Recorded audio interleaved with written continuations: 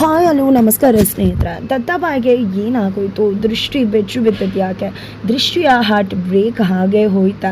ಜೊತೆಗೆ ಈ ಕಡೆ ಶರುಗೆ ಟಕ್ಕರ್ ಕೊಟ್ಟ ದೃಷ್ಟಿ. ಏನಾಯಿತು, ಏನು ಕಥೆ, ಇದು ಎಲ್ಲವನ್ನ ಕೂಡ ತಿಳ್ಕೊಬೇಕು ಅಂದರೆ ಈಗಲೇ ನಮ್ಮ ಈ ಚಾನಲ್ನ ಸಬ್ಸ್ಕ್ರೈಬ್ ಮಾಡಿ, ಹಾಗೆ ಒಂದು ವಿಡಿಯೋವನ್ನು ಪೂರ್ತಿಯಾಗಿ ನೋಡೋದನ್ನು ಯಾವುದೇ ಕಾರಣಕ್ಕೂ ಕೂಡ ಮರಿಬೇಡಿ.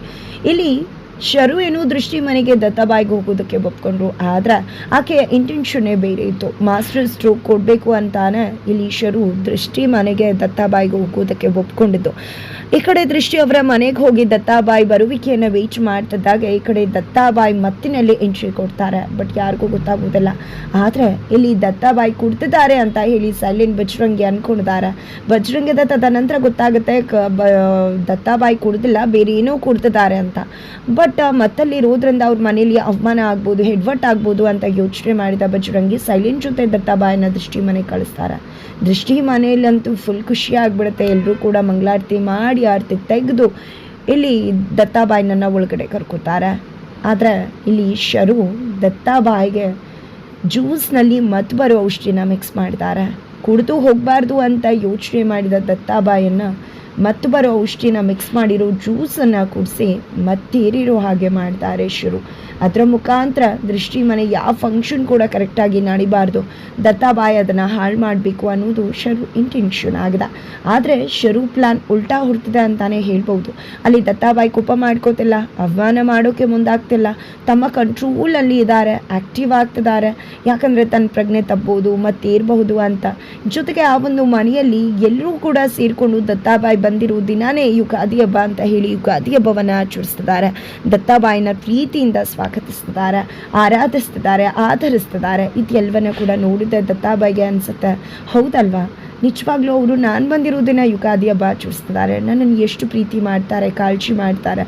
ಅಮ್ಮ ಯಾವಾಗಲೂ ಹೇಳ್ತಾ ಇದ್ರು, ನಮ್ಮನ್ನು ಯಾರು ಪ್ರೀತಿ ಮಾಡ್ತಾರೋ ನಿಜವಾಗ್ಲೂ ನಾವು ಎಂದೂ ಕೂಡ ಅವ್ರಿಗೆ ನೋವು ಮಾಡೋದು, ಅವಮಾನ ಮಾಡೋದು ಮಾಡೋಕ್ಕೆ ಹೋಗಬಾರ್ದು ಅಂತ. ನಿಜವಾಗ್ಲೂ ಯಾವುದೇ ಕಾರಣಕ್ಕೂ ನನ್ನಿಂದ ಇವ್ರಿಗೆ ಅವಮಾನ ಆಗಬಾರ್ದು. ನಾನು ಮತ್ತೆ ಏರ್ಬಿಟ್ರೆ ಗೊತ್ತಾಗ್ಬಿಡುತ್ತೆ ಅವ್ರಿಗೆ, ನಾನು ಕುಡ್ದಿದ್ದೀನಿ ಅಂದ್ಕೊಂಡ್ಬಿಡ್ತಾರೆ. ಇಲ್ಲ, ಆ ರೀತಿ ಆಗಬಾರ್ದು ಅಂತ ಅಂದ್ಕೊಂಡು ಎಚ್ಚರವಾಗಿರೋಕ್ಕೆ ಟ್ರೈ ಮಾಡ್ತಿದ್ದಾರೆ. ಅದರ ನಡುವೆ ಇಲ್ಲಿ ದೃಷ್ಟಿಯ ಪ್ರೀತಿ ಕೂಡ ಗೊತ್ತಾಗ್ಬಿಡುತ್ತೆ ದತ್ತಾಬಾಯಿಗೆ. ಆ ರೂಮಲ್ಲಿ ದೃಷ್ಟಿ ದತ್ತಾಬಾಯಿ ಕೊಟ್ಟಂಥ ಪ್ರತಿ ಉಡುಗೊರೆಯನ್ನು ಕೂಡ ಬರೆದು ಬಚ್ಚಿಟ್ಟು ಹಾಗೆ ಇನ್ನೂ ಕೂಡ ಅದನ್ನು ಹಾಗೆ ಜೋಪಾನವಾಗಿಟ್ಟಿದ್ದಾರೆ. ಇದನ್ನು ನೋಡಿದ ದತ್ತಾಬಾಯಿಗೆ ಅನಿಸುತ್ತೆ, ದೃಷ್ಟಿ ನನ್ನ ಇಷ್ಟು ಪ್ರೀತಿ ಮಾಡ್ತಿದ್ಲ ಅಂತ. ಅದರ ನಡುವೆಯಲ್ಲಿ ದೃಷ್ಟಿ ಎಂಟ್ರಿ ಕೊಡ್ತಿದ್ದಾಗೆ, ದೃಷ್ಟಿ ದಯವಿಟ್ಟು ನನ್ನನ್ನು ಕ್ಷಮಿಸ್ಬಿಡು ದೃಷ್ಟಿ ಅಂತ ಕೇಳ್ತಿದ್ದಾರೆ. ಈ ಕಡೆ ದತ್ತ ಸಾವುಕಾರಿ ಯಾಕೆ ನನ್ನನ್ನು ಕ್ಷಮೆ ಕೇಳ್ತಿದ್ರ ಅಂತ ದೃಷ್ಟಿ ಕೇಳಿದಾಗ, ನಿನ್ನ ಪ್ರೀತಿ ನನಗೆ ಅರ್ಥ ಆಯಿತು ದೃಷ್ಟಿ, ಆದರೆ ನೀನು ಒಂದು ಪ್ರೀತಿ ಮಾಡಿದೆ ಅನ್ನೋ ಒಂದೇ ಕಾರಣಕ್ಕೆ ನಾನು ನೀನು ಮಾಡಿರೋ ಎಲ್ಲ ಒಳ್ಳೆಯದನ್ನು ಕೂಡ ಮರೆತು ನಿನಗೆ ಶಿಕ್ಷೆ ಕೊಡೋಕ್ಕೆ ಮುಂದಾಗ್ಬಿಟ್ಟೆ. ಆದರೆ ನಾನು ಎಷ್ಟೇ ಶಿಕ್ಷೆ ಕೊಟ್ಟರು ನೀನು ಯಾವುದಕ್ಕೂ ಕೂಡ ಹಿಂಜರಿದೆ ಎಲ್ಲ ಶಿಕ್ಷೆಯನ್ನು ಕೂಡ ಖುಷಿಯಿಂದಾನೇ ಅನುಭವಿಸ್ದೆ. ನಿಜವಾಗ್ಲೂ ಕೂಡ ನನ್ನಿಂದ ದೊಡ್ಡ ತಪ್ಪಾಗಿದೆ, ನಾನು ಮಾಡಿರೋ ತಪ್ಪನ್ನು ಕ್ಷಮಿಸಿ ನನ್ನ ಪ್ರೀತಿಯನ್ನು ಒಪ್ಕೋತೀಯ ಅಂತ ಹೇಳಿ ದತ್ತಾಬಾಯಿ ದೃಷ್ಟಿಗೆ ಪ್ರಪೋಸ್ ಮಾಡೇ ಬಿಟ್ಟರು. ದೃಷ್ಟಿ ಅಂತೂ ಫುಲ್ ಖುಷಿ ಆಗಿಬಿಟ್ಲು. ಇಲ್ಲಿ ದತ್ತಾಬಾಯಿ ಮತ್ತೇರಿರೋದ್ರಿಂದಾಗಿ ತಮ್ಮ ಮನಸ್ಸಿನಲ್ಲಿರ್ತಕ್ಕಂಥ ಎಲ್ಲವನ್ನ ಕೂಡ ಹೇಳ್ತಿದ್ದಾರೆ. ಜೊತೆಗೆ ಮನಸ್ಸಿಗೆ ಹೇಗೆ ಬೇಕೋ ಹಾಗೆ ನಡ್ಕೋತಿದ್ದಾರೆ. ಇದರ ನಡುವೆ ಅದೇ ರೂಮಲ್ಲಿರ್ತಕ್ಕಂಥ ಸೀಮಾ ಫೋಟೋವನ್ನು ನೋಡ್ಬಿಡ್ತಾರೆ ದತ್ತಾಬಾಯಿ. ಅದು ಸೀಮಾ ಫೋಟೋ ನೋಡಿದಾಗೆ ಕಾಣಿಸುತ್ತೆ. ಯಾರದು ಅಂದಾಗ ದೃಷ್ಟಿ ರೂಪಕ ಅಂತ ಹೇಳ್ತಾರೆ. ಬಟ್ ತುಂಬ ಕ್ಲಿಯರ್ ಪಿಕ್ಚರ್ ಕಾಣಿಸ್ತಿಲ್ಲ, ಮಬ್ಬಾಗಿ ಕಾಣಿಸ್ತದೆ. ಬಿಕಾಸ್ ಮತ್ತೇರಿದೆ, ಹಾಗಾಗಿ ಕಣ್ಣು ಕೂಡ ಮಬ್ಬಾಗಿದೆ ದತ್ತಾಬಾಯಿಗೆ. ಬಟ್ ಅದರ ಐತಿ ಕಾಣಿಸ್ತಾ ಇಲ್ಲ, ಮಂಚಾಗೆ ಕಾಣಿಸ್ತಿದೆ ಅಂತ ಏನಾದರೂ ಹೇಳಿಬಿಟ್ರೆ ದೃಷ್ಟಿಗೆ ನಾನು ಕುಡ್ತಿದ್ದಾರೆ ಅನ್ಕೊಬಿಡ್ತಾಳೆ ಅಂತ ಅನ್ಕೊಂಡಂಥ ದತ್ತಾಬಾಯಿ ಆ ವಿಷಯ ಹೇಳೋಕ್ಕೂ ಕೂಡ ಮುಂದಾಗೋದಿಲ್ಲ. ನಂತರ ಇಲ್ಲಿ ದೃಷ್ಟಿಯನ್ನು ಮದುವೆ ಆಗ್ತಾರೆ, ಮಗುದೊಮ್ಮೆ ತಾಳಿ ಕಟ್ತಾರೆ. ನಿಜವಾಗ್ಲೂ ದೃಷ್ಟಿಗೆ ತುಂಬ ಖುಷಿ ಆಗಿಬಿಡುತ್ತೆ. ದತ್ತಾಬಾಯಿ ತನ್ನ ಪ್ರೀತಿಯನ್ನು ಒಪ್ಕೊಂಡಿದ್ದಾರೆ ಅಂತ ಖುಷಿ ಆಗುತ್ತೆ.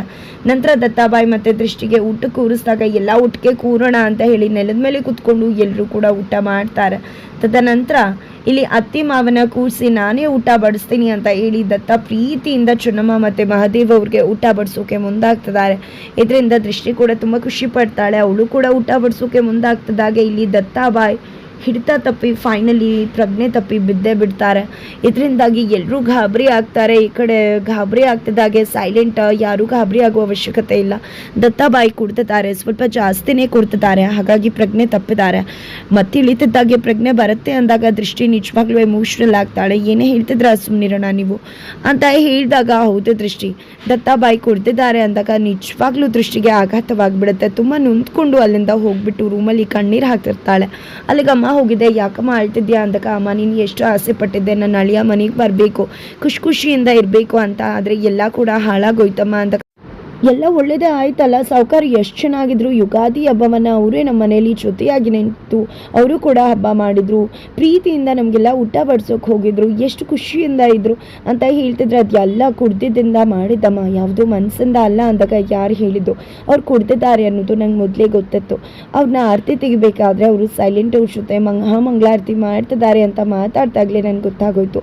ನಿಮ್ಮ ಅಪ್ಪನೂ ಕೂಡ ಕುಡ್ಕೊಂಡು ಬರ್ತಾರೆ, ಹೀಗೂ ತುಂಬ ಕಷ್ಟ ಆಗತ್ತೆ, ಆದರೆ ಆ ರೀತಿ ನಿನ್ನ ಗಂಡ ಮಾಡಲಿಲ್ಲ, ಅವರು ಚುಚ್ಚಿ ಮಾತಾಡ್ತಾರೆ, ಅವಮಾನ ಮಾಡ್ತಾರೆ. ಆದರೆ ದೊರೆಗಳು ಖಂಡಿತ ಯಾವುದೇ ರೀತಿ ಚುಚ್ಚಿ ಮಾತಾಡೋದು, ಅವಮಾನ ಮಾಡೋದು ಏನೂ ಮಾಡಲಿಲ್ಲ. ನಿಜವಾಗ್ಲೂ ಹೇಳ್ತೀನಿ ಕೇಳ್ಕೊ, ನಿಮ್ಮಪ್ಪ ಯಾವಾಗಲೂ ಒಂದು ಮಾತು ಹೇಳ್ತಿರ್ತಾರೆ, ಕುಡ್ದಾಗ ಸುಳ್ಳು ಹೇಳಲ್ಲ, ಮನಸ್ಸಿಂದಾನೇ ಮಾತಾಡ್ತೀವಿ ಅಂತ. ಹಾಗೆ ಸಾವುಕಾರು ಕೂಡ ಏನೇ ಮಾಡಿದ್ರು ಅದನ್ನೆಲ್ಲ ಮನಸ್ಸಿಂದನೇ ಮಾಡಿದ್ದಾರೆ ಅಂತ ಹೇಳಿದಾಗ ದೃಷ್ಟಿಗೆ ನಿಜವಾಗ್ಲೂ ಖುಷಿ ಆಗಿಬಿಡತ್ತೆ.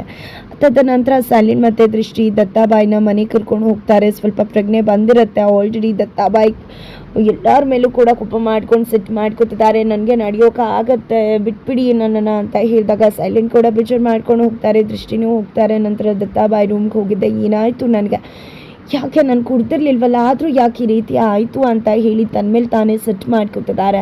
ಈ ಕಡೆ ದೃಷ್ಟಿ ಅಡುಗೆ ಮನೆಯಲ್ಲಿ ಸಾವುಕಾರ ಹುಷಾರಾದ್ರಲ್ಲ, ಅಷ್ಟೇ ಸಾಕು ಅಂದ್ಕೊಳ್ಳುವಷ್ಟರಲ್ಲಿ ಶರು ಅಲ್ಲಿಗೆ ಬರ್ತಾಳೆ. ಶರು ಬಂದಿದ್ದೆ, ಯಾಕೆ ಫಂಕ್ಷನ್ ಚೆನ್ನಾಗಿ ಆಗಿಲ್ವಾ ಅಂತಿದ್ದಾಗಿ ಗೊತ್ತಾಗ್ಬಿಡುತ್ತೆ ಇವರೇನೋ ಕಿತಾಪತಿ ಮಾಡಿದ್ದಾರೆ ಅಂತ ದೃಷ್ಟಿಗೆ. ನಿಮ್ಮ ಮನೇಲಿ ಏನೇ ಆಗಿದ್ರು ಅದಕ್ಕೆಲ್ಲ ನಾನೇ ಕಾರಣ, ನನ್ನ ಕೃಪಕಟಾಕ್ಷದಿಂದನೇ ಅದೆಲ್ಲ ಆಗಿದ್ದು ಅಂತ ಹೇಳ್ತಿದ್ದಾರೆ. ಜೊತೆಗೆ ನಿನ್ನ ಮತ್ತು ನಿನ್ನ ಗಂಡನ ಸಂಬಂಧನೂ ಕೂಡ ಮುರಿದು ಹಾಕ್ಬಿಡ್ತೀನಿ ಅಂದಾಗ ದೇವ್ರ ಒಂದು ಕೃಪೆ ಇರತ್ತೆ ಅಂದಾಗ, ಹೌದು ದೇವ್ರ ಕೃಪೆ ಇರಲಿ ಬೇಕಲ್ವಾ, ಇಲ್ಲಾಂದರೆ ನಿನ್ನ ಅದೃಷ್ಟ ಯಾವಾಗ ಕೆಡುತ್ತೋ, ನಿನ್ನ ಕತೆ ಯಾವಾಗ ಮುಗಿಯುತ್ತೋ ಅಂತ ಶರು ಹೇಳ್ತಿದ್ದಾರೆ. ಅದಕ್ಕೆ ಇಲ್ಲಿ ದೃಷ್ಟಿ ವಿಶ್ವಾಸ ಸ್ನೇಹ ಸಂಬಂಧದಿಂದ ಉಂಟಾಗಿರ್ತಕ್ಕಂಥ ಬಂಧ ನಮ್ಮದೇ ಅಷ್ಟು ಸುಲಭಕ್ಕೆ ನೀವು ಮುರಿದು ಹಾಕ್ತೀರಾ ಅಂದರೆ, ಕಪಟ ನಾಟಕದಿಂದ ನಾಟಕ ಮಾಡ್ತಾ ಸಂಬಂಧ ಕಟ್ಟಿರೋ ನಿಮ್ಮ ಸಂಬಂಧ ಇನ್ನೆಷ್ಟು ಬೇಗ ಮುರಿಬಹುದು ಅನ್ನೋದನ್ನು ಎಚ್ಚರಿಕೆ ಇಟ್ಕೊಳ್ಳಿ ಅಂತ ಹೇಳಿ ದೃಷ್ಟಿ ತಿರುಗೇಟನ್ನು ಕೊಡ್ತಾಳೆ ಶರುಗೆ. ಶರು ಫುಲ್ ಕೆಂಡಾಮಂಡಲ ಆಗಿಬಿಡ್ತಾರೆ. ನಂತರ ಇಲ್ಲಿ ದೃಷ್ಟಿ ರೂಮಲ್ಲಿ ಇರಬೇಕಿದ್ರೆ ಅಲ್ಲಿಗೆ ದತ್ತಾಬಾಯಿ ಬರ್ತಾರೆ, ದೃಷ್ಟಿನ ಮಾತಾಡ್ಸೋಕೆ ಬರ್ತಿದ್ದಾರೆ. ನಾನು ಕುಡಿದು ಬಂದಿರಲಿಲ್ಲ, ನಿಮ್ಮ ಮನೆಗೆ ಏನಾಯಿತು ಅಂತ ಗೊತ್ತಿಲ್ಲ ಅಂತ ಹೇಳೋಕೆ ಬರ್ತಿದ್ರೆ ದೃಷ್ಟಿ ಕಣ್ಣೀರು ಹಾಕ್ತಿದ್ದಾರೆ. ಕೊನೆಗೂ ನಮ್ಮ ಮನೆಗೆ ಬಂದ್ರಿ, ಅವಮಾನ ಮಾಡಬೇಕು ಅಂತ ಅಂದ್ಕೊಂಡಿದ್ದನ್ನು ಸಾಧಿಸ್ಬಿಟ್ರಿ ಅಲ್ವಾ. ನಮ್ಮಮ್ಮ ಏನು ಮಾಡಿದರು, ನಾನಾದರೂ ನನ್ನ ಮೇಲೆ ಕೋಪ ಇದೆ, ನಿಮಗೆ ಸಿಟ್ಟಿದೆ, ಶಿಕ್ಷೆ ಕೊಡ್ತೀರಾ, ನನ್ನ ಗಂಡ ಶಿಕ್ಷೆ ಕೊಡ್ತಾರೆ ಅಂತ ನಾನು ಪ್ರೀತಿಯಿಂದನೇ ಅದನ್ನು ಅನುಭವಿಸ್ತೀನಿ. ಆದರೆ ಅಮ್ಮ ಏನು ಮಾಡಿದರು, ನನ್ನ ಅಪ್ಪ ಅಮ್ಮ ಏನು ಮಾಡಿದರು, ಯಾಕೆ ಆ ರೀತಿ ಎಲ್ಲ ನೋವು ಮಾಡಿಬಿಟ್ರಿ ಅಂತ ಹೇಳಿ ಇಲ್ಲಿ ದೃಷ್ಟಿ ತುಂಬ ನೊಂದ್ಕೊಂಡು ಕೇಳ್ತಿದ್ದಾಳೆ. 2 ದಿನದಿಂದ ನನ್ನ ಅಳಿಯ ದೇವರು ಬರ್ತಾರೆ ಅಂತ ಎಲ್ಲ ರೀತಿ ಪ್ರಿಪ್ರೇಷನ್ ಮಾಡ್ಕೋತಾ ಇದ್ರಲ್ವ, ಅದೇ ಮಾಡಿ ತಪ್ಪಲ್ವಾ.